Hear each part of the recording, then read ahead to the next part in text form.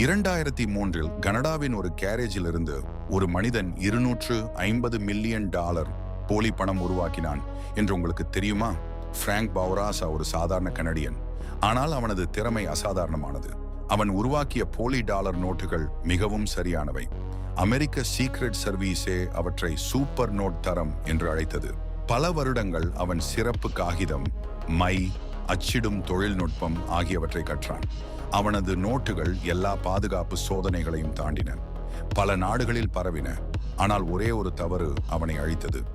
அவன் ஒரு ரகசிய போலீஸ் அதிகாரிக்கு நோட்டுகளை விற்றான். போலீஸ் அவனை கைது செய்த போது கண்டுபிடித்தது வியக்க வைத்தது. ரசாயன ஆய்வகங்கள், தொழில்துறை அச்சு இயந்திரங்கள், சர்வதேச குற்றவாளி தொடர்புகள். இன்றும் அவனது சில போலி நோட்டுகள் கண்டுபிடிக்கப்படாமல் புழக்கத்தில் உள்ளன.